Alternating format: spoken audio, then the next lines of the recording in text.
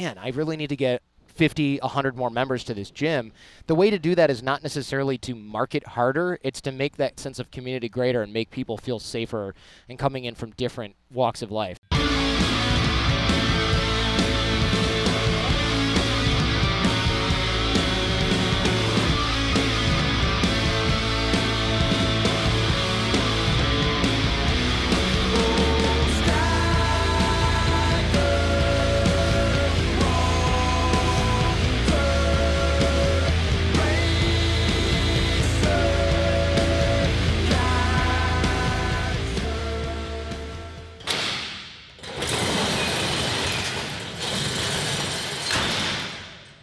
Their whole social life revolves around the gym. Yeah. Like, it happens all the time where, like, someone will join a CrossFit gym, and then all of a sudden, like, they kind of just, like, stop hanging out with their other friends. And, like, it just, like, their whole friend group becomes the gym friend group. Well, that's how I even found that other place, too, is because not because I went, I need a gym alternative. It was because it was like, hey, Rick, you want to go out? Nah, I'm going to go to the gym. Well, okay, call me after the gym. Nah, I'm probably going to be there for, like, 4 hours. Why are you working out for 4 hours? And then after enough of that, it was like, hey, why don't you come to this barbecue at my CrossFit gym? And I thought, like, why would I go to a barbecue at a CrossFit gym? And he's like, look, we'll work out, stay for the barbecue, then we can just go do something. And I'd go there and hang out, and there'd be like a great workout. Everybody there was cool. We'd meet a bunch of his friends, like girlfriends, guy friends. We'd hang out for the whole day, and I'd be like, how is it 5 p.m.? I got here at 8:30 to do a 4th of July workout, and I just spent the whole day hanging out with strangers.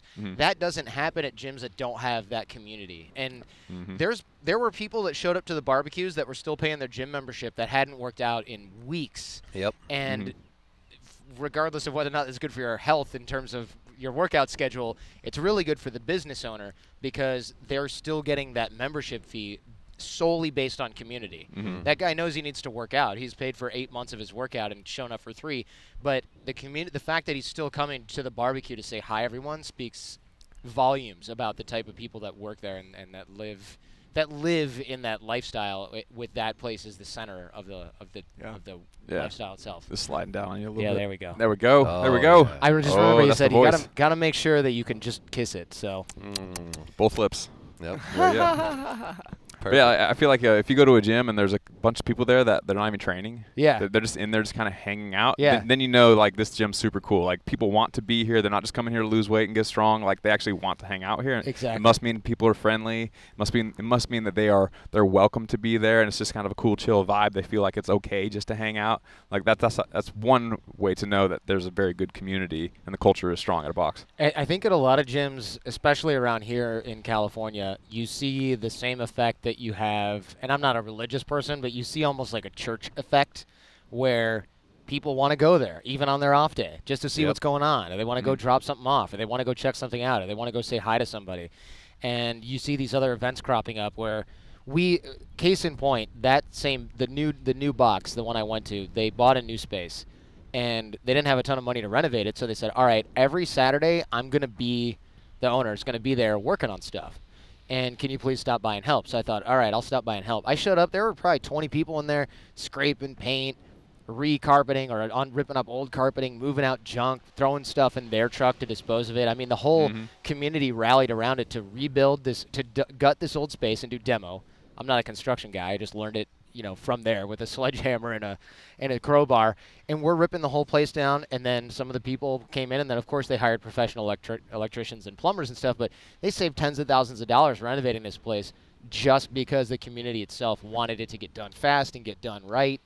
And that's amazing. I don't know people that will renovate their own house, let alone people that will renovate a gym that's owned by somebody else that they pay to go work out in. I mean, there's a lot of little telltale signs like that show that the community element is in order.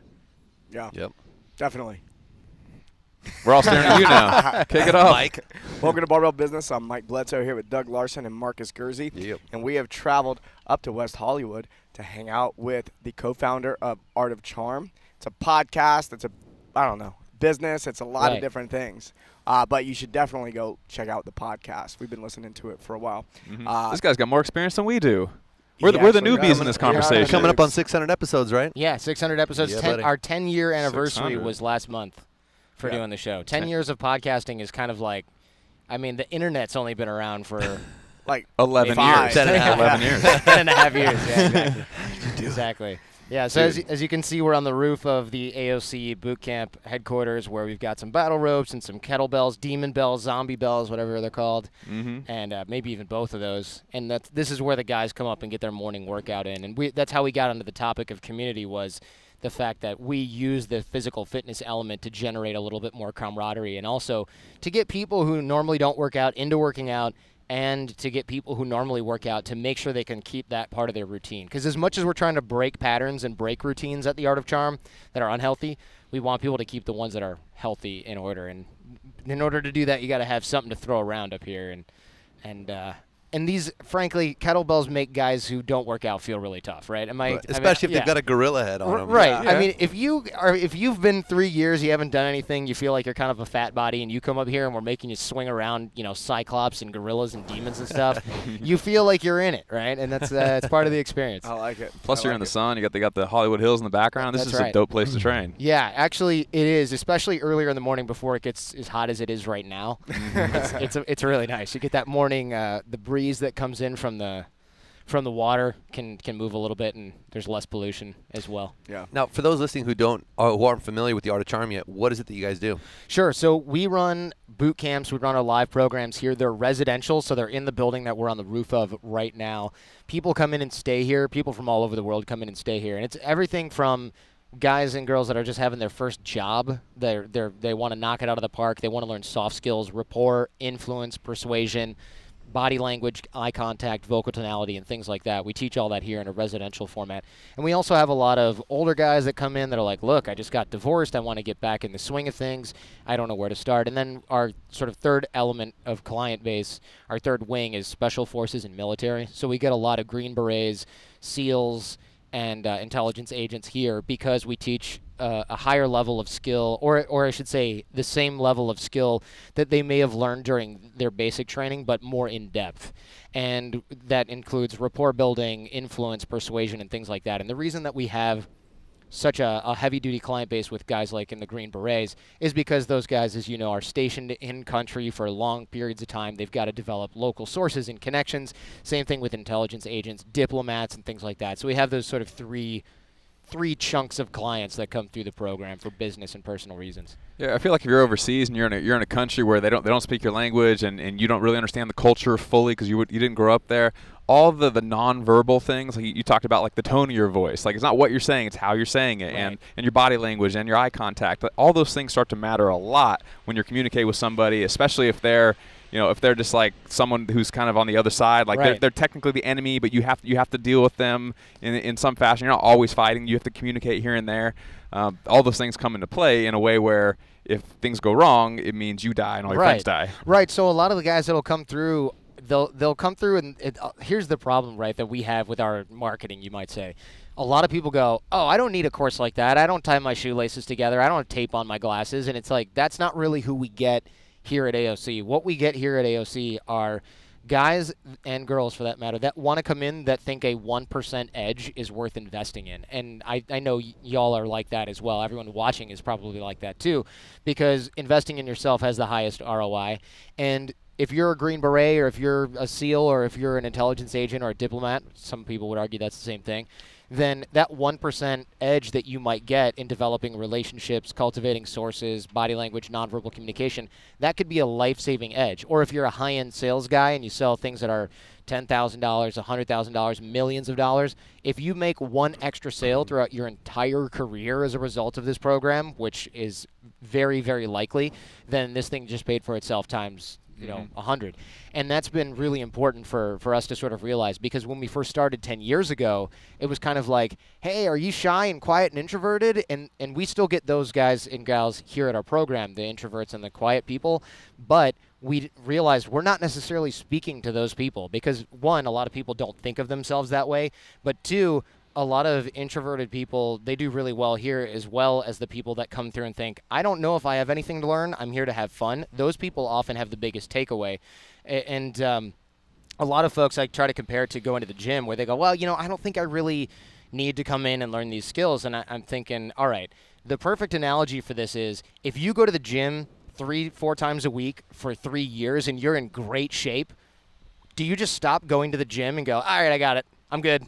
I'm good now. You don't do that. I've made fitness. Right, I've made fitness. I've achieved fitness. I can check the box off. And these sort of soft skills that we teach at AOC are very similar in that you don't use them, you lose them, which is why we see a lot of guys who come through after a relationship or a divorce going, I don't get it. I was so great at this stuff in college. And it's like, you're 50 now. You're 50, and you've been married for 30 years. Give yourself a break. You know, you gotta relearn it. Yeah, and the reality of the matter is that if you're a CrossFit gym owner or you run any type of service business, then you are in the relationship business. And if you're in the relationship business, then it matters how you treat people, and it matters how you present yourself, and it matters how good your communication skills are. All those things could make or break a business, or just any service, any company where you have to interact with people, which is basically all companies. Like, being good with people is like one of the best skills you could have. It's an extremely important skill for business. And of course, if you're in the gym business, the fitness business, not only are you selling new clients, you have to retain your current client base, obviously. We just sort of talked about that community element earlier. But further, you have to be able to communicate with people that are different than you in a large variety of ways. So a lot of gym owners who are watching this might be thinking, I'm great at communicating with people. It's fine. Look around. I got tons of friends. Well, I don't really get along with that guy, but that's fine. Her and I don't really talk. But these three guys were great. That's a problem for you. If you can only talk to the fitness bros that are into doing super long workouts and the hero wad every morning, and they're like juicing up on everything, or their whole, it doesn't even matter. If you only have a specific column of people that you can talk to, you're literally missing out on all that other business. And the counterexample to that, there's people going, well, I only want certain kinds of clients in my gym. That's fine. But the problem with that is you need to be able to filter those people in, not just by scaring away everybody that doesn't fit, right? You have to have some marketing that's bringing those people in. And for most of the people that have mediocre to poor communication skills, or even just decent but not great, they're running into an issue where they're probably going, man, I really need to get 50, 100 more members to this gym.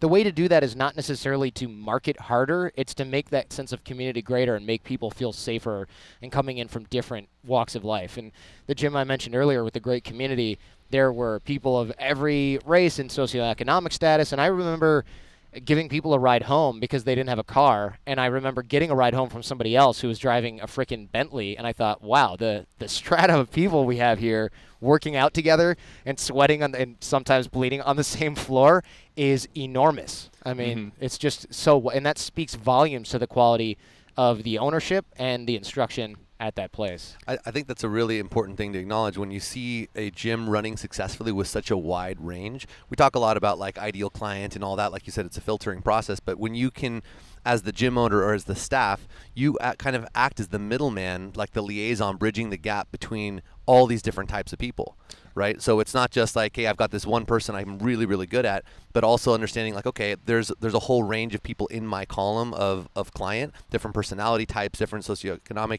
positions. So how do I bridge that gap?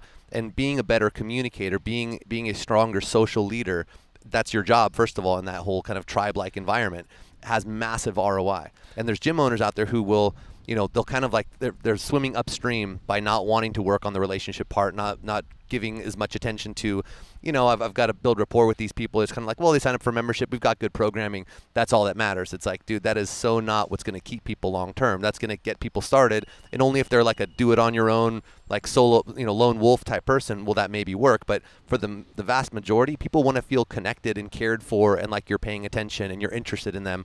And that's an art. That is, AOC, right? But it's an art that you can really craft. And as you become more effective at it, you become better at sales, you become better at retention, you become a better marketer, because you're better at connecting with people. Better coach. Yeah, better coach. Hell yeah.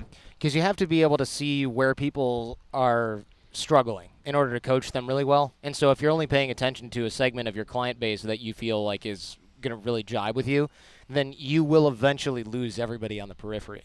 And I don't know if we were rolling before. I think we talked about this pre-show, but I was at another CrossFit box a long time ago, and they seemed really concerned with having really fit, really good-looking, really athletic people there only. And if you came in kind of going, yeah, I'm just trying this CrossFit thing, and it looks fun, and I'm not really in that great a shape, they kind of went, okay, whatever. And then you could show up to class, and if you were the last one working out, everyone else was kind of gone. The instructor wasn't even looking at you anymore, and you just felt like, oh, I don't even like I'm the loser in this wad. That's not a good feeling when you're trying to build up to a certain level versus that other gym that I'd switched to eventually. And I mentioned this before as well, I think, before we started rolling, which was that if you're the last one working out, everyone's surrounding you, cheering you on, spotting you, throwing water on you in days like this where it's 90 freaking degrees outside. That's a completely different feeling that brings you up rather than saying, oh, you're clearly not good enough to be here. So when you finish your workout, just shuffle on out the back door, buddy, which is how I felt down in West Hollywood. And there's a major difference between the gyms that can retain people of all types. And that's in part because of the top-down structure of the culture, which I believe is top-down, where the owner and the management and the coaches really set the tone for the rest of how everyone else acts there. And, of course, the self-selecting feature and filter that you have when you have good coaches and when you have good ownerships. People with bad attitude, they don't stay. And if they do stay, they get bounced out because they get talked to so many times until their card doesn't work at the door anymore. And you see that as well in the military, where we have the special forces guys coming through here. You hear stories of, oh, yeah, this guy was great. He was super tough, but he didn't make it through BUDS if you're a SEAL because he got bounced for attitude, which is rare. But they'll still do it. They will bounce the toughest son of a bitch out of a special forces unit because of attitude, because they know what we're talking about right here, which is that a little tiny, even the smallest, slightest tolerance of negativity, bad attitude, somebody who pushes others down instead of pulling them up, that will eventually infect the culture of your business, your military unit, whatever, your family. For a lot of you listening, we have that problem, right? That will infect the rest of your business, and that will cause you to lose clients. It'll cause you to lose money naturally, and eventually your business will go downhill. And we see that with restaurants too. When you walk in and the staff is in a bad mood, if one person's in a bad mood, maybe they woke up on the wrong side of the bed. If the busboy and the bartender and the server are in a bad mood and the door guy is short-tempered, the manager's a dick. That's what that means. The manager's a dick. And if you want to test this assumption, just get to know some people at a venue where they act like that, and then when you see those people at the grocery store or the gym in your neighborhood, say, hey, how's it working over there at whatchamacallit? And then they'll probably tell you, it sucks and I can't wait to get the hell out of there. And you see that negative culture effect happen in businesses, in gyms, in families, at any workplace. And it's especially important in a place like a gym where people are being vulnerable. If I'm there busting my ass and I'm maybe puking some of the time, or I'm sweating my what off, the last thing I want is to worry about what someone's going to say, do, or judge me by. I mean, that's like the last thing you want to worry about when you're there. So if you have people that are guilty of doing that, you've just got to mercilessly cut those people out. And I think you guys talk about filtering in the right clients too a lot on the show. Big time. I mean, this is all about leadership, and I think a lot of times, I went through a phase of leadership where I'm assuming responsibility for everything happening, and the longer the business is in operation, the more it's a reflection of the leadership. So if you as a leader are seeing something you don't like, it's probably something you're doing. And I went through a phase where it's like, oh, okay, this person's doing this. I need to really focus and help bring them up. And then at some point, you got to come to the conclusion certain people just are not a fit. So as a leader, it's your responsibility to cut people out. Yeah, that's a really good point. You have to not only mercilessly cut people out, which can be scary, I think, if you're a gym owner and you've got 100 clients and you need 98 to break even and make money. You don't want to cut 5 of them because they're jerk faces, but you have to do it or you're going to lose half your clients. And it's not necessarily only about something you're doing. You mentioned that it's something you're doing as a leader. I agree with that. It could also be something that you are tolerating. So there's a lot of really good leaders who are very charismatic and they've got everything down seemingly, but when their back is turned, there's something else going on because one of their underlings or something like that, or one of their assistants maybe isn't keeping a close eye on it. And in the back of their mind, they kind of know. But they're like, well, whatever. He does it his way, and I do it my way, and she does it her way. But if you're not paying attention to that, you can easily tolerate bad behavior and tolerate some of your clients right out the door. And then by the time you realize what's going on, you're going, how come that one guy who used to come in every day is gone? And months later you go, and there's a lot of other people that went with him. What happened there? And then you find out, if ever, months later that, oh, yeah, this one client or this one coach or this one instructor was just driving everybody crazy. And you knew, but you didn't want to do anything. You didn't want to rock the boat because you didn't want to screw with your staff and your clients. And instead, you ended up tolerating an environment where it became the community took a big torpedo to the hull, and now you've got to try to repair that. It's very hard to do. I think that's one of the things that come with experience is recognizing that sooner. I think a lot of time in the past I've given people way too long. Mm-hmm. And then as I've gotten more experience, it's more like my intuition is very honed in on like not the right fit much more quickly. It takes a while to do that. It takes a while to look at the right factors, and I'm not going to claim that I know all the factors to look for in bad leadership or bad comrades in a business, but I will say just from my own experience running a show and a business for 10 plus years here with my business partners, one of the main things is that you can do that goes wrong, is especially when you have business partners, and this is in any business, you tolerate silos where it's like, well, this guy runs this part of the business and I run this part of the business, and I really don't like what they're doing with this part of the business, but I don't want him to jump down my throat about this stuff, and I don't want to get in a fight about it, so I'm just going to let it go. And you end up with a very big problem there. For example, if you have a gym that has swimming and it's got CrossFit and it's got, I don't know, Olympic lifting, and you've got 3 different sets of coaches, you can easily... You'd think there's not a gym like that, but we know some. I'm sure. You literally just described. I thought he was going to say gymnastics, and I was going to be like, oh, he knows our guy. Yeah. I mean, you can easily find a gym like that, and you can find that the Olympic lifting guys don't want to screw with the CrossFit guys and vice versa, but there could be 2 distinct silos of culture in there. And the problem is your clients might be in the mix, right? They're sharing a locker room. Right. Some of them are taking classes in each little area, and the instructors, they think they're siloed. So their bullshit that's in one silo will eventually spill out the bottom. They just don't see it. And then eventually you end up with the exact same culture problems, and you end up with weird rivalries inside the same gym that are not the healthy kind, where you ended up, our silo got more money for charity. That's a healthy rivalry. The unhealthy one is where they go, I really want to go to CrossFit today, but I don't want to see these dicks who do the swimming thing. I don't want to see the gymnastics guys. They're always making fun of us or something like that.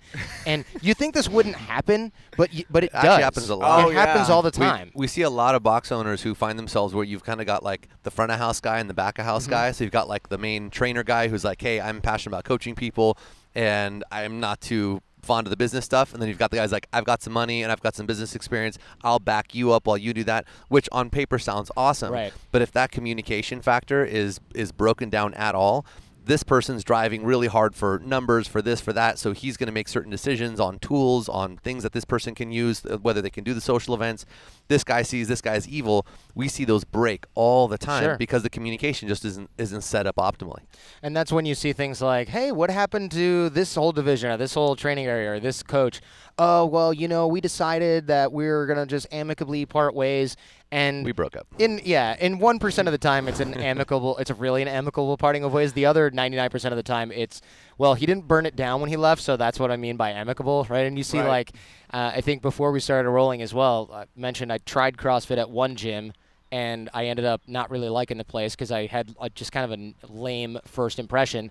Went to another gym, and the exact same trainer, not the owner, the trainer was there doing the intro lesson, and he goes, didn't you already have one of these? And I said, yeah, at this other box. Why are you working at both places? And he flat out just said, that place sucks. I'm glad you didn't sign up. That place sucks. And I thought, you work there. What are you talking about? And he told me a story like, look, all of us used to work there, but the owner's a dick. And so we took a bunch of the clients and a bunch of the instructors, and we started here, and we opened up this one. And then a bunch of those people ended up leaving and going to different boxes all around LA. And it's just like, man, this was one of the original CrossFit boxes probably in the United States. And they had a huge time advantage on everyone. They had great equipment. They had all the instructors. They had all the cutting-edge people. But since the guy had his head up his ass, he lost all of his best instructors and probably more than half of his clients. And now, if he's still around, I'd be surprised. Yeah. I feel like a lot of people, they don't realize if they are that person, if they are owning the gym and they're running the team, but they're not really interacting with the clients, they might like be a dick to a coach, and then when a client comes around, they'll be like, oh, hi, good to see you. And like they think that they can like put on this face for the members, like where they're this nice person, but not realizing how they treat their staff is how their staff in some ways is going to treat the clientele. Absolutely. 100%. Yeah, 100% right. Not only is it going to come from top down, you're also going to see that, look, not everybody's super self-aware. I get that. That's why there's a lot of folks taking Dale Carnegie classes, and some people who even come to the Art of Charm are coming for self-awareness or something more advanced. But look, if I go to a place and I see the owner being a dick to one of the servers or one of the coaches, if it's a gym, and then that guy goes, oh, hello, do you not think that I just saw you do that? You're eventually it's going to slip. Right, it's going to slip, and those people were evolved to really not trust those people because we see two sides of them, And that's really, really bad for your business. If I think you're secretly a dick to everybody except for me, I start thinking, well, why are you nice to me? And if I'm a simpleton, I might think, well, that's because I'm special. But really, I just think, oh, he's only nice to me because I'm paying my membership here. He doesn't really like me. That's a problem. Nobody wants to be around somebody who doesn't really like them, and it's obvious, right? Or who only hangs out because they get paid. Like, that doesn't make you feel good about what you're doing, where you're training, and things like that, especially if you feel like you're secretly being judged. And so it's bad for your business either way. If you can't be nice to your employees and your team, you either need a new team or you need a new industry. Yeah. Well, for me, I always want staff first. Like, if we have clients treating our staff like dicks, I'm like, fire the client. Yeah, sure. And, unless, like, that's, like, the staff is supposed to be taking care of the clients, and we as owners are supposed to be taking care of the staff. That comes first for us. And the other thing, I remember this happened on 2 occasions. Both were women.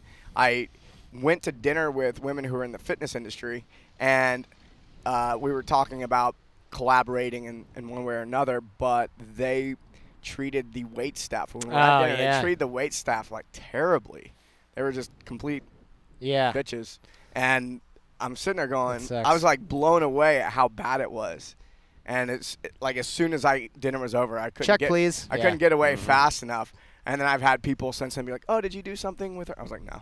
No, she was awful. Like how you treat anybody. Like you have to treat everybody with respect. Well, you can tell how people truly are the way they treat people that have no apparent value to them. So this has nothing to do with women. I know those examples were women, but I just want to be super clear. The relevance of their gender is like nil. It's just for the I just clear. Mike hates women. I think women are great. I just wanted to point out that I go to dinner with women. Right? Yeah. So I was out with you're cooler than us. Yeah. She's a real girl, real life girl.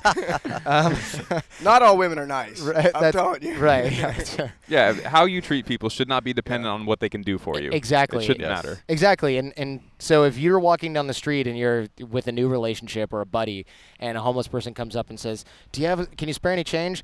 A nice person will say no or maybe yes, depending on their mood, whatever. But a bad person will go, ew, get away from me, or something along those lines. Those are not people that you want around. It's not just the way they're treating that person. It has to do with their value. The server is a classic example.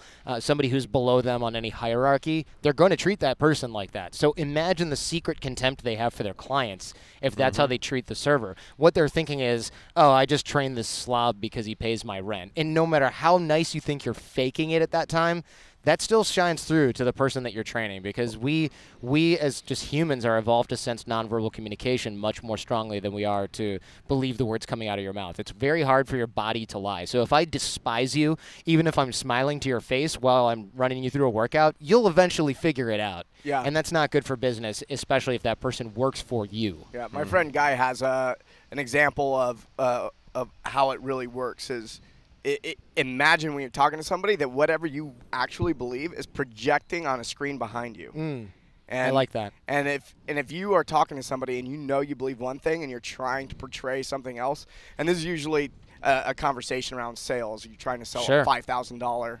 something. If you don't really believe it's worth that much, the person you're trying to sell to can see on the screen behind you what's really going on in your mind. And I think that goes with everything. People actually can read what you're thinking. So you have to change your thinking. Yeah. Well, and especially in the gym environment, your clients, most of them, especially when they're new, they're very insecure about being there. So their antennas are all the way up, right? So they're going to be paying attention to every little detail. And if you don't genuinely care or you can't communicate that authentically, you're wondering why your sales suck.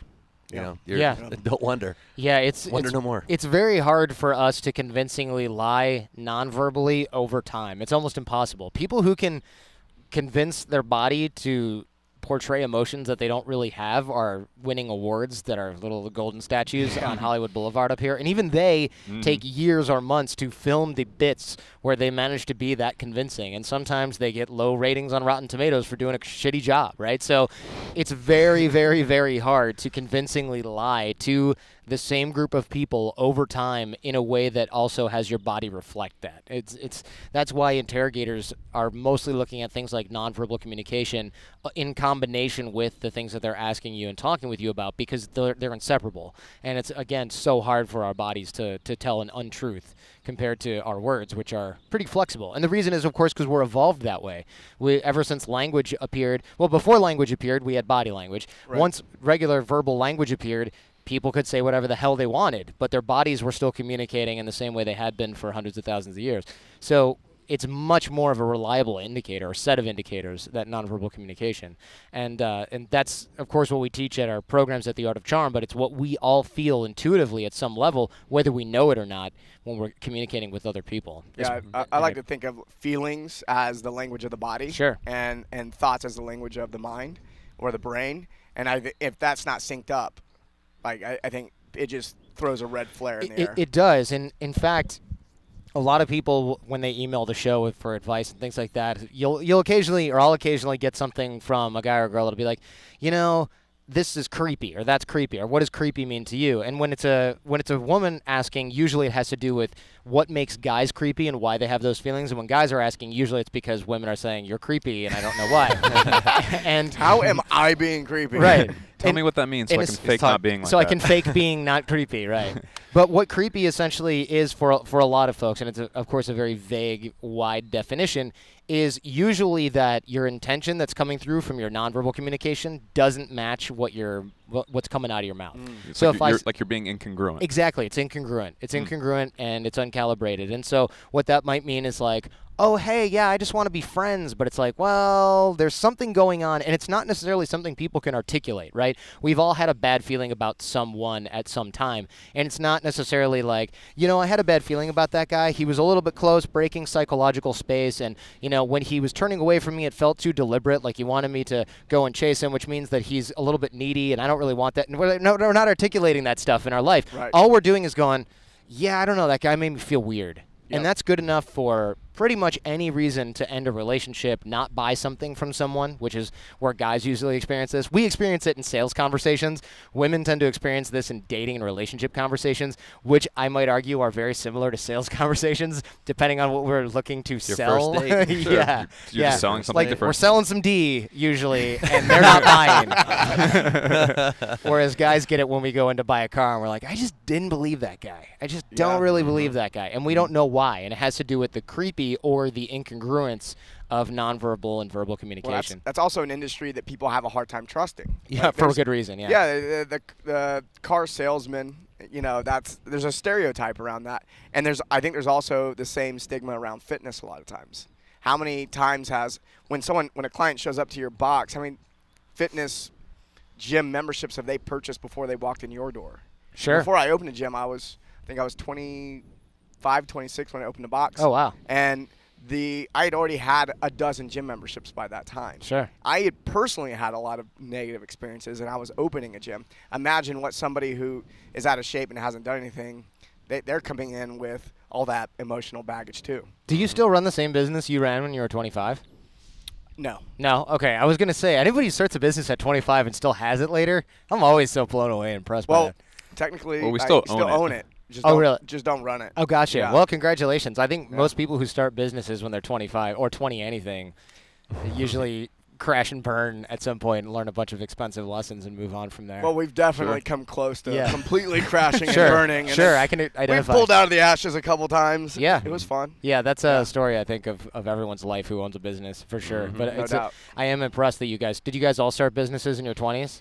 Well, Mike started the gym that he's talking about right now, and I was his roommate at the time, and then I technically bought in about a year and a half later. Okay. So I was probably 20. I was 26 when I bought it as an official owner. Yep. There's something about being in your 20s and starting a business where you have just enough naivete to go all in on something that may or may not be a good idea. This will be easy. Right? Yeah. My first business, I was 27, and I got into a marketplace I had literally zero understanding of, and I got my ass handed to me so royally. It was beautiful. Looking back, you're just like, you really went for that? You thought you could pull that off? Yeah. But, well. It's worth it just for the story for the whole rest of your life. Oh, my God. Yeah. It's interesting, right? Because when you're starting a business, no matter what, fitness, any kind of business, anything, you have to have a weird balance of naivete slash risk tolerance, which you usually have in your 20s. But in order to survive, you have to be crafty and sly. And I don't mean that in a shady way. I just mean you have to be tenacious, I should say, as well as clever enough to hold on to things. And that's a delicate balance because a lot of people have a lot of risk tolerance in their business. They make a lot of bad decisions and they go under. And then there's a lot of people who are really, really clever, smart, intelligent, measured, and deliberate, and those people often have very low risk tolerance because having something where it's like, all right, we need 30 new clients this month or we're going to go out of business and lose our house, those people can't sleep at night with that kind of stress. So you have to find yourself kind of right in the middle. And in your 20s, you have a lot more of one thing and probably less of the other experience. No doubt. And so it is an interesting thing to see people when they start businesses and if they still have them, kind of how. Usually what I've noticed, the common factor is that they started something at that point and they developed the rest much more quickly than probably anyone else would. They develop the smarts. They learn lessons really fast. They fail a lot and they learn from it and they don't just keep doing the same thing. Because if you don't learn fast enough, you fail. And if you're too conservative, then you just never start. Yeah. I mean, I had a couple failed businesses before opened the box. So it wasn't my first go around. Gotcha. So those are gone. Those are annihilated. I did go under before. Buried. Yeah, before it could even really get off the runway. Well, that's good. That was I pretty think it was much- one of those things where it's like I started doing it, I was like, this sucks. This is not what I want to be doing. What was it? Do you mind me asking? One was I did an MLM, windshield, Oh, my gosh. windshield repair. Of course those didn't go Yeah, and then I also did Quickstar. What's that? It was basically Amway when they went online. Oh They my gosh. rebranded. So I did that when I was in the Navy for like 3 months, and then I was like, this sucks. Yeah. And then I also ran a computer repair company, Okay. and my marketing was putting flyers on doors. But that was like 12 years ago. Yeah.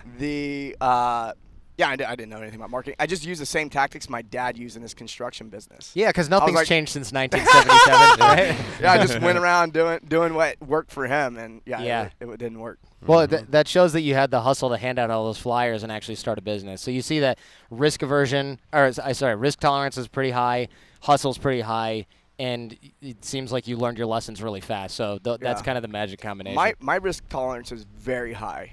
Doug's is not as high. He's way more organized and methodical. That's a good combination. And the fact that we're business partners is what's made things successful. That's why he bought in after you started it. He's like, oh, Exactly. good. He didn't That's let on right. his face. Exactly. There you go. That's right. Exactly. Well, and I fully recognize that is the case, and that's knowing that that's the case. I value the fact that he is as risk tolerant as he is. Yeah. As opposed to what could potentially happen where he always wants to do stuff and I'm just like, fuck no, it's good. Like, I don't like that. I'm like, good. This person is pulling me along for the ride in some cases where I might not have done it myself, but he's like totally excited about it. And then after we do it for, a month or two, then all of a sudden I'm like, oh yeah, like I'm fully on board. And I'm usually like spilling kerosene behind me, like as I'm doing Well, stuff. smoking, Smoking, light matches. That's like more my Doug, style. catch this. It's like, I don't mind being poor. Yeah, it's a good thing to have in a business. And in fact, you're circling back to the lesson for the viewer / listener right now, is you really do need those balances in your business. So for me, I have high risk tolerance. I keep screwing those two things up. I'm very risk tolerant, but that also means that I'm like, oh, we should definitely go all in on this thing. And my business partners, who thankfully, there's a reason we're still in business, and it's because of them. They go, yeah, let's do a little test, and then we'll see if that works. And then when it doesn't, I'm like, oh, my God, good thing nobody listened to me. Wow, that would have been a disaster. Yep. And so it's really important. It's really important for AJ and Johnny, my business partners, to be like, hold on, slow your roll, man. We're glad you're excited about this, but just like take a freaking breath. So if you find yourself being that guy or girl in your business, in your gym, and you're looking maybe to take on a partner for some other reasons, don't just find the person who's good at math or good at accounting or something like that. Find somebody who's going to be the anchor, the measured, go-by-the-book recipe person for your business to your light everything on fire and see what's left afterward type of personality. Or I think vice it's versa. important. Vice versa. I think it's important to have respect for each other too. It is, because yes. I think a lot of times each person doesn't have respect for the other. Like they each think the other one potentially could be like, oh, they're a dumbass. And getting past that and going, no, we're all different I hear you say that about Doug all the time. Well, like I just got over it like last week. I was like, I've crossed over. 10 years later, he finally got over it. No, but it's really celebrating your differences and valuing what people bring to the table that's unique. I think that's a really wise observation. When I started the business with AJ in 2006, 2007, we were kind of on the same page for a long time, and then he was more methodical, which is great, like I said, and I tended to be more like, let's just do this. But you're right, there was a period, especially in the beginning when we started to diverge from the same, sort of be on the same page all the time path, where I thought, this guy's just, dragging ass. He doesn't want to get anything done. He doesn't want to try anything new. He doesn't want to test anything. This is bullshit. That's what I used to think. And now looking back, there was a shift in time where I kind of realized, wow, okay, this person, AJ, has saved our ass so many times. I can no longer be in denial about the fact that there's a lot of value there. And I would like to think that at some point he probably looked at me and went, this idiot is going to burn the house down, and now went, okay, some of the stuff he did worked. I'll give you that. But you're right. You do have to respect the person's personality type, or you end up not only resenting each other, but you won't cooperate, right? Yo, you want to hold me back on that? Fine. I'm just going to triple down then because I just want to spite you. And you're like, well, I'm just going to pull the plug on all your projects. And then you end up, it's the snake eating its own tail at that point. Yeah. I want to find out about making first impressions, because I think a lot of gym owners drop the ball on the first impression especially. And I want to get into that after we take our break. Sure. Hi guys, my name is Aaron Brewer. I'm the owner of 734 Strength and Performance in Ypsilanti, Michigan.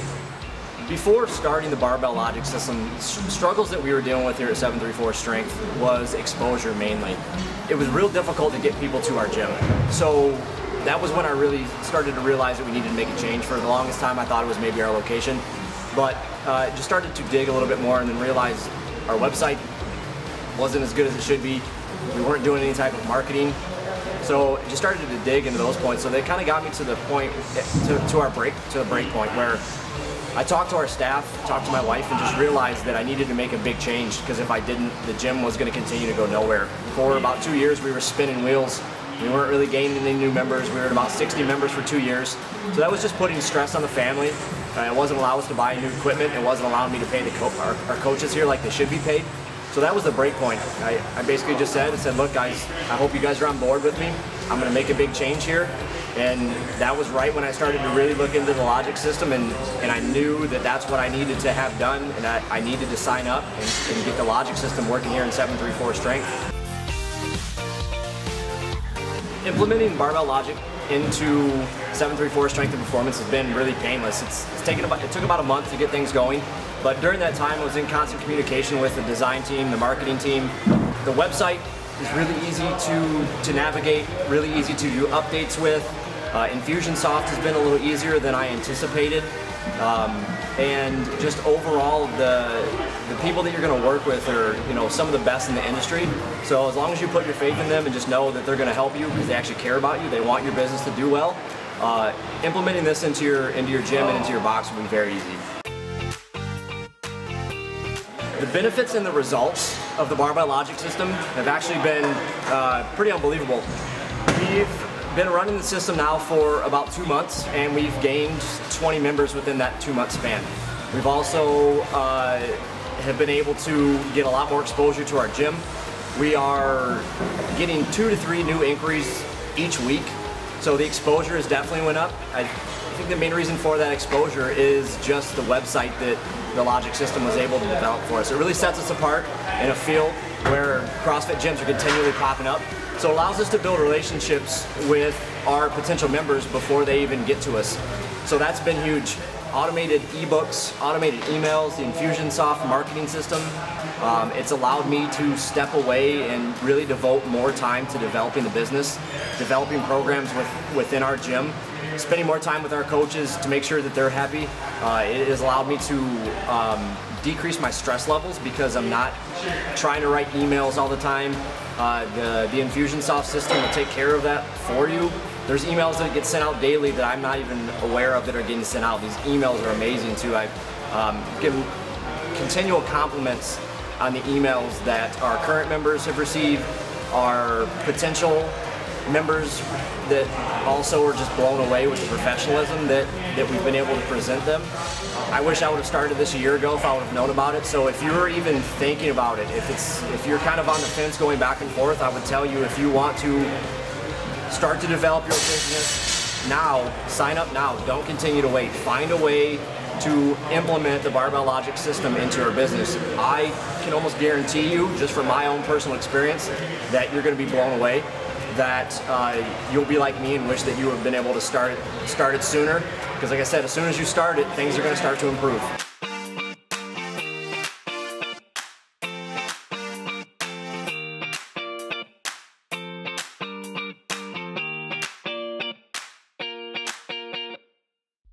All right, we're back and here with Jordan, and I wanted to dig into setting great first impressions and some of the challenges that come with that. What are some common mistakes that people make? I mean, in business or socially, sure, where they script the first impression. There's a lot of things that go wrong with first impressions, and I can get into some of the technicalities in a second. But one thing, especially for your audience, that I notice is a lot of athletic people, they have more intimidating first impressions, and the reason is not just because they're big and muscular, that's part of it, but there's a lot that goes into.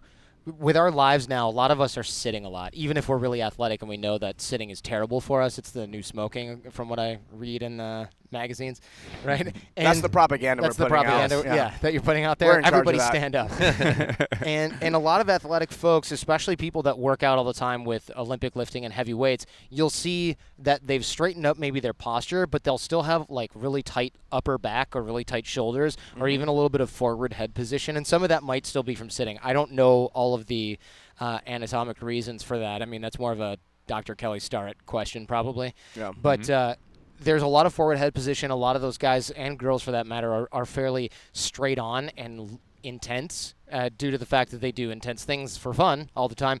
And sometimes there's a lot of extra muscle mass. So when athletic people typically meet other folks that are civilians, normal folks that don't work out all the time, there's often sort of a very full front kind of intimidating factor that happens there. So one of the main things that we teach a lot of the special forces guys that come through our doors here at the Art of Charm is to put one foot forward instead of coming up full front on somebody with both feet parallel. Does that make sense? So instead of having both your feet parallel like this, for those of you watching, don't trip over the kettlebell. We're not insured for that. Instead of having both feet parallel forward, you can put one foot forward, and what that does, or rather than 1 foot forward, you can even put 1 foot backward, and you can reach out and shake the hand that way. What that does is it gives a little bit of contour to your upper body, and this is actually a door-to-door sales kind of technique. If you're a door-to-door salesperson as well, what you've probably been taught, or hopefully if you've been trained well, is to ring the doorbell or knock on the door and then step back about 2 or 3 feet from the door so that when they open the door, you're not like, "Hi there," right in their face, especially if you're a guy, because a lot of people don't want to open the door for a guy who's right up on there, and you look larger through that little keyhole, or the eye hole. So when we're meeting somebody, if you have a physically intimidating presence and you know it, and if you don't know it, check with somebody. Check yourself. Does this put freak 1 you foot out? forward or 1 foot backward, and you can It's reach good to out and ask your shake their friends, hand. though. It is good, Because especially even female if, even if friends. you're looking at the mirror, like I never considered myself to be that way. You won't know it. And I have friends where I'm like, Right. But yeah, you ask a small woman. Right. she'll tell you. Ask your smallest female friend who's an adult what's more or less intimidating, and she'll probably be like, "I'm not intimidated by you at all." So, you can have to deal with that little prejudice maybe. But if you can ask a relative of theirs or something for honest feedback, they might be able to, and I emphasis on might, be able to articulate what exactly it is. But a lot of it is, if you're facing forward, you look a lot larger and you look a lot more intimidating. 1 foot back gives you a little bit of that sort of side view, which makes you look a little smaller. And also, it's a little bit more of a vulnerable position, I think, to then reach across with your body. It causes you to lean in a little bit, too, which is also vulnerable, which is good, actually, in this case. What you don't want is to sort of have that hulking thing where it's like, "Hello there," where you're like shaking a little kid's hand if you're a giant guy or female, for that matter. Yeah, we've met guys in the You don't NFL want where that. like I shake their hands. I'm like, Jesus Christ. Yeah, yeah, like, how's the weather up there? They fridge up on you. They're just like, Yeah, and it's too much. It's too much. And so if you have an intimidating presence physically, or you think you might, then that 1 foot back or 1 foot forward technique is pretty good. But to your original point, first impressions are something that happens non-verbally, which is something that a lot of people don't realize. And the reason I think people don't realize that is because we don't like to think of ourselves as judgy, and we don't like to think of ourselves as people that are not in control of our first impression. So that's why when you're dealing with your buddies or something like that, and they're single especially, it's like, oh, how do we start a conversation? What did you say? What did you do? What happened when you walked up there? A lot of that stuff is irrelevant. The reason that we know that it's irrelevant is, well, for example, if you don't believe me that your first impression is made non-verbally, go walk down the street right now or walk through a mall, and wherever you are if you can, if you're not driving in your car right now, and notice the people that are around you. And you'll notice that if you're paying attention to what your brain is saying, especially your subconscious mind, you'll realize that you're going big person, small person, young person, athletic person, scary kind of person. I don't know, this person's a little intimidating. Maybe I should pay more attention to that person. You do that. Even if you think you're not a judgy person, you're still making judgments. We're evolved that way. It's a security concern. It's a social status thing. That's why we use nonverbal signals to signal social status. And when people try to do that verbally by telling you how great they are or how social status they are, it doesn't work, right? It just seems completely try hard and ridiculous. Yeah. So since we know that our first impressions are made non-verbally, what that means is that we become a blip on somebody else's radar. When they notice us, that's when that first impression is made. So the first impression from each of the people walking down the street that you saw before, their first impression was what you thought in your head the second you saw them, not if they came up to you and said, hey man, do you have $1? Or I really like your sunglasses, right? Those are two different impressions, but those are not the first ones. Unless they sneak up on you, which is also not a good idea and not a good first impression. Their first impression was made well before they started speaking. Since we know that we judge people like that, that means that other people do the same thing when they judge us. I know. So what that essentially means, I know, right? So what that means is that our first impressions are also made non-verbally. The problem is we start to go, okay, great, first impressions made non-verbally. I'm going to go to this networking event, so I'm going to stand up straight, I'm going to put my chest up and my chin up and my shoulders back, and I'm going to look really friendly, and I'm going to look people in the eye and shake their hand and go, memorize everything I learned from my Dale Carnegie class. But the problem is, after a few minutes of conversation, I start to revert back to my default position where I'm sitting in front of the computer typing all day because I can't micromanage all my body language and nonverbals while staying present in a conversation, having rapport with a group of people, giving a talk, whatever. You always revert to your default. So what this means for us then is that we need to figure out how to relegate default body language, or to improve default body language by relegating positive, open, friendly, nonverbal communication to the level of habit so that we don't have to think about it anymore. And the way that we do that is through something called the doorway drill. And this is something that we teach, a variation of what we teach at Art of Charm. And so every time you walk through a doorway, even in your own house, in your own office, straighten up, shoulders back, chin up, chest up, smile on your face. And you don't have to exaggerate. You don't have to do like the Iron Man or Captain America type thing. You'll look like an idiot. You don't have to look like an idiot. We're just going for open, positive, and friendly. And the problem is that every time we walk through a doorway, if we straighten up, we're going to learn that as a habit. But since we walk through doorways all day, we're going to forget that we had this conversation the second after they shut off this podcast or this video. So I recommend grabbing a set of Post-it notes, the hot pink tiny ones or the green ones, and stick them up at eye level in each doorway in your house and in your office. And what that does is it breaks the pattern, the autopilot response that you have when you walk through a doorway. So you're walking through a doorway and you go, pink Post-it, oh, right, doorway drill, right. And so it breaks that pattern. And if you find that you take longer to build habits or you're ignoring the Post-its, put them in different places on the door, just move them around or get different colors. But chances are that after a few weeks or months, you're not even going to need them, and you're going to find yourself probably not even needing to straighten up when you go through the door. It's just going to be your default mode of body language. And this does a few things. It means that when you start to meet people, you no longer have to micromanage that first impression, that body language, because every time you're walking through a doorway, you're either leaving a room or entering another one, sometimes both. And so whenever you're walking into a place, you walk into Starbucks or your office, you've got that open, upright, positive, nonverbal communication and body language. And what that also does is, since we're making judgments and those judgments of other people inform how we treat them, such as, holy crap, that guy with the face tattoos looks sketchy, I'm crossing the street, or going to be extra friendly to that person or something like that, it informs how other people treat us as well. And so when we have open, upright, positive, friendly, nonverbal communication, other people start to treat us that way. And we also know that other people's treatment of us and their behavior towards us informs our impressions of ourselves and how we behave as well. Yeah. So not only are we training other people how to treat us, they're training us how they expect us to act, and how they expect us to act is based on their nonverbal first impression of us. So in other words, if you can change your nonverbal communication in your first impression and you can create it as a habit, what it does is it causes other people to treat you differently, which causes you to behave differently, which causes an identity level shift in your behavior, in the way that you feel and perceive yourself. So not only does it change the way that others perceive you, it changes the way that you perceive yourself. And so instead of making good body language or doing good body language, you simply are the person who has that. And so you end up with this great positive reinforcement cycle of the body following the mind following the body type situation, where you no longer have to think, all right, I've got to be upright, positive, and friendly, and don't screw it up because you're at this cool event and everyone's got to like you, right? It just becomes very natural for you. And so the doorway drill is something I highly recommend, and it literally costs you, I don't know, how much are Post-it notes? Like 79 cents? So. I know, but my wife has way too many of them. Yeah, so now you can put them to good use. Yeah. I really like how you tied the habit to a constant trigger. Is that something you guys do with many of your techniques? It is, yeah. The reason the doorway drill is so popular or so powerful is because, you're right, the constant trigger. If it's remember to have great body language, that doesn't mean anything, because sure, I'm going to remember to do that, just like I'm going to remember to do everything else I want to have good habits about. It's kind of like saying, remember not to eat junk food when you're really hungry and there's nothing else in the house. I mean, come on. Even if you do remember, it's a willpower thing. We don't want that to happen. We want something where we're unavoidably going through doorways all the time. Every time we go through the doorway, we straighten up. It's not like, oh, every time I go through the doorway, I got to do 10 pull-ups. That's not a good trigger. That's not going to work. But straightening up every time you walk through a doorway, as reminded by a tiny little Post-it note, that's crucial. And building those tiny habits, that's what equates to big change over time. That's internalized.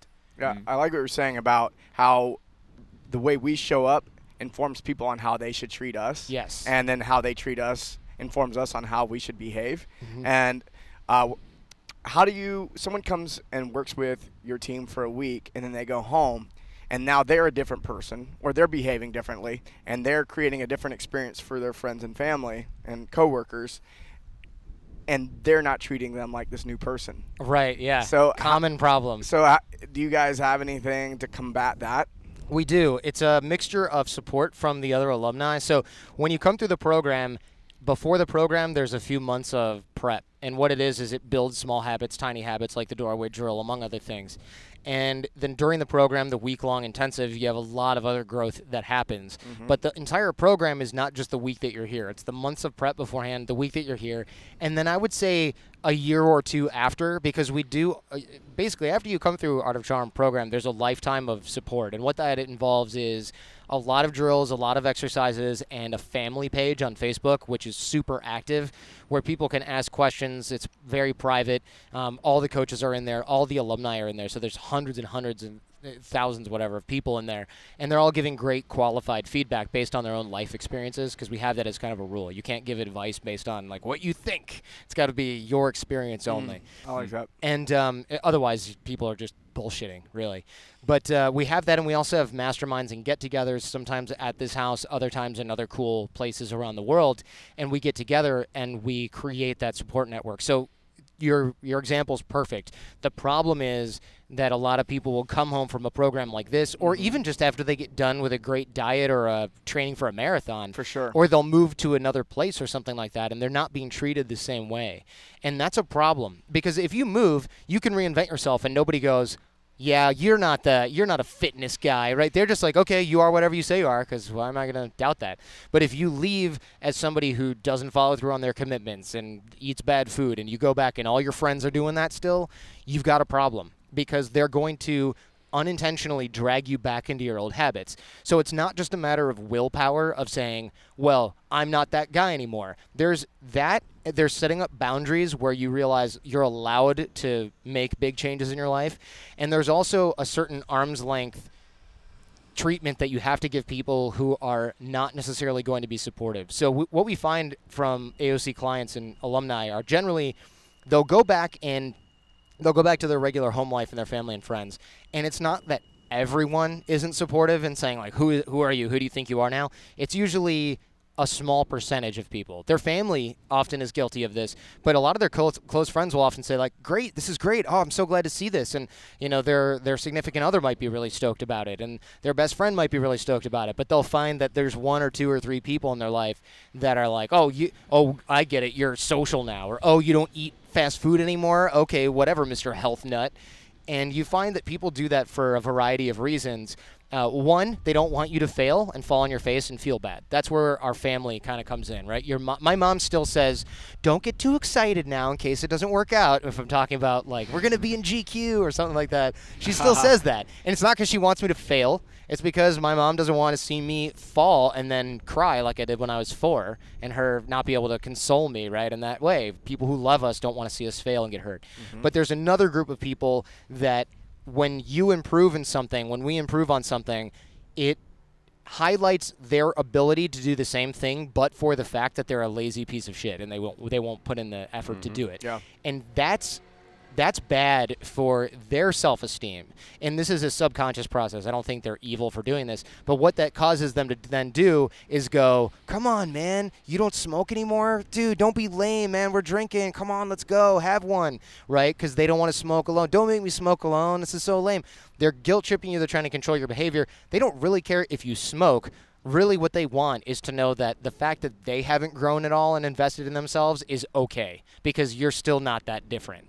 And that's a problem. And so people who do that, you don't have to cut them out of your life. You don't have to exchange your family members or all your friends and ditch those people. But what you do need to do is realize why they're doing it, potentially, either because they want to not see you fail and have to support you or because they don't want to highlight their own failures.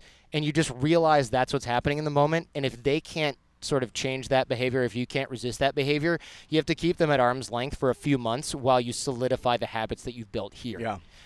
That way, you know, if you do cut out smoking and you become more social and you're starting to make new friends and you have that 1 or 2 people holding you back, you can hang out with them less, or you can hang out with them only for a while and then not mix them in with some of the new things that you're doing while you solidify those habits. And then once you have those new habits solidified, you start to become more secure in that identity as the person who is healthy or works out all the time or is social or is successful.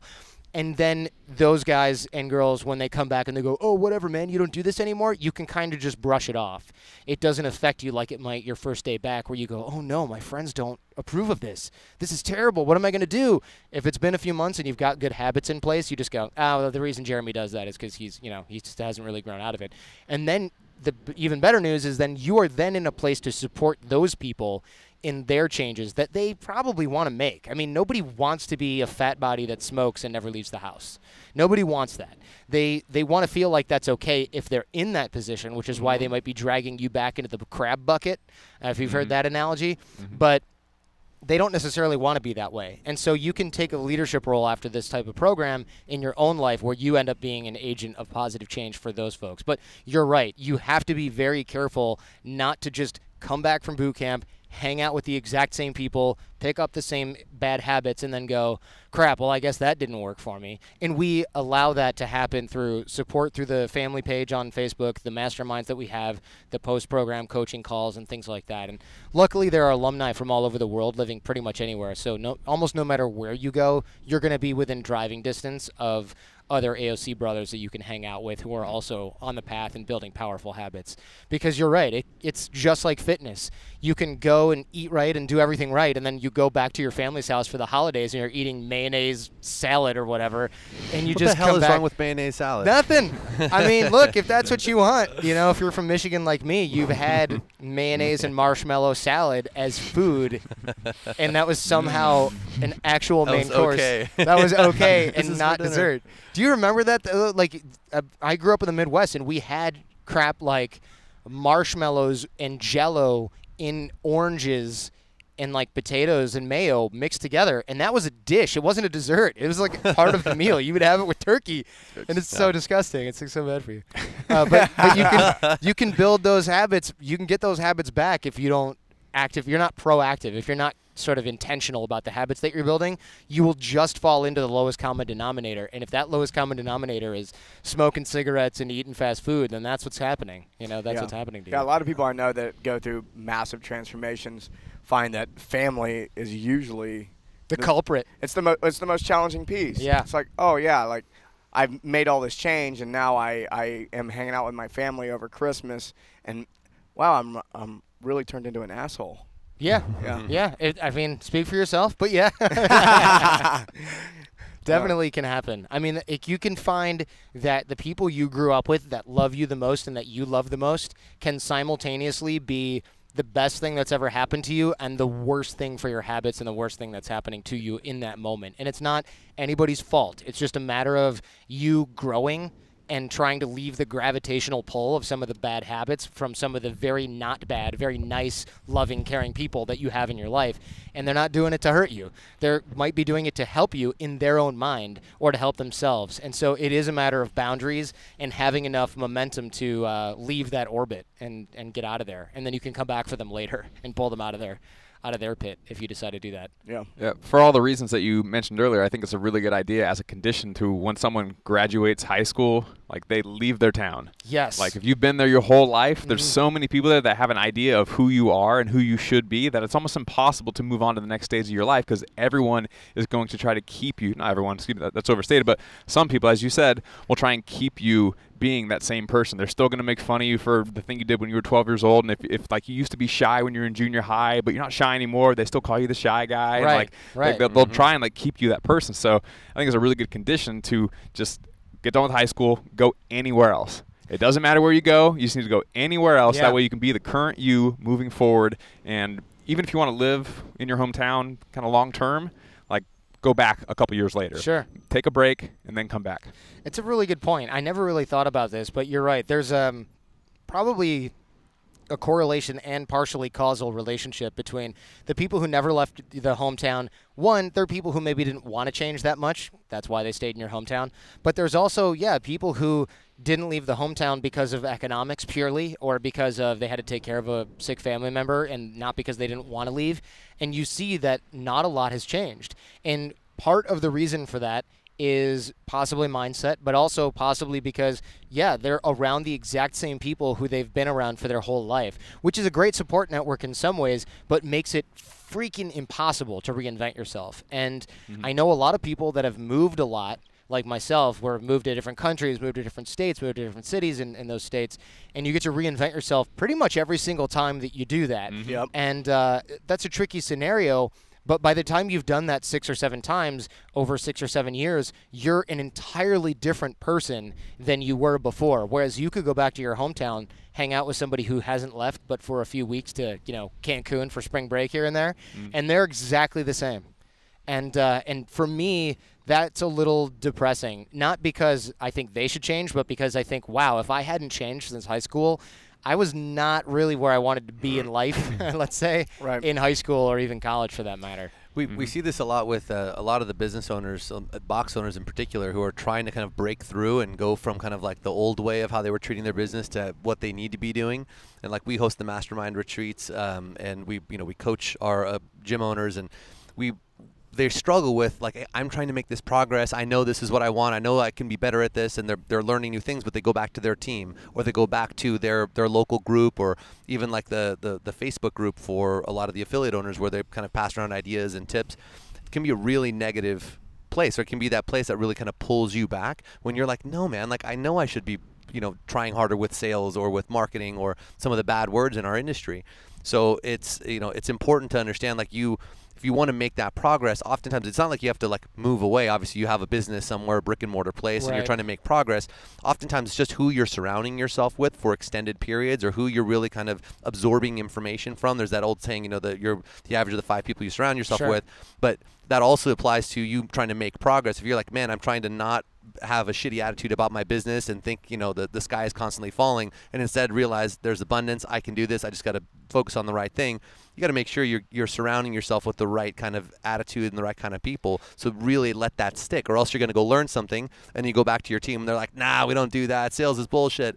And you're like, yeah, but, and all of a sudden you start going right back down. Right. The gravity pulls you right back in. And this goes to our earlier conversation we had before the break about culture, right? It's got to be top down, because you could be the owner and you can go to your whole team after you come back from some sort of retreat and they go, yeah, Jordan doesn't really mean that. He's going to forget about this in a few days. Let's just do everything like we always have been, and we'll figure that out. And that's why often it's very hard for one person to create organizational change. It's possible, but it's also maybe a little easier to bring in a consultant or another couple of team members or even just fresh talent underneath or next to you that will inject your team with, okay, this is how things are now.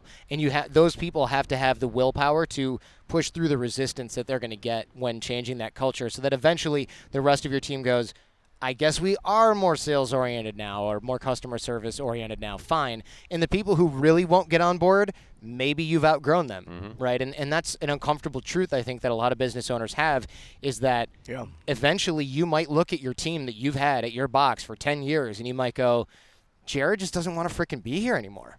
Like, he doesn't want to change. Everybody else is on board. He's the one dragging his ass. What's the story? Why won't you do it? And if he's got an attitude issue after you've talked about it, or he won't do it because he thinks, you've sold out, man, or whatever, like maybe he needs to transition roles, or maybe he doesn't belong in your organization anymore. And it's hard to do that, right? Because you think, I'm not going to get rid of Jared. He's been here for a decade.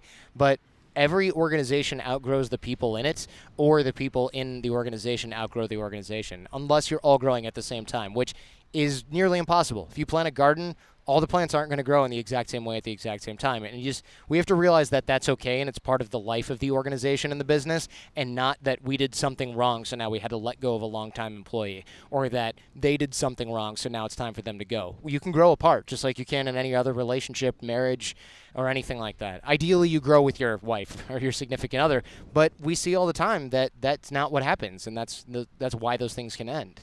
And business is no exception to that.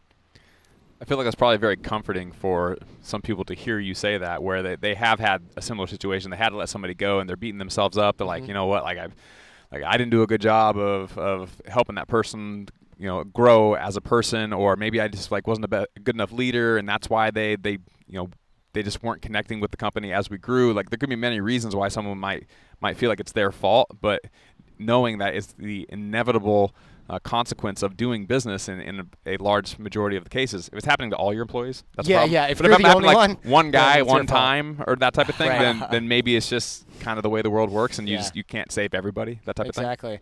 I feel like you guys are projecting here a little bit. Take the hint.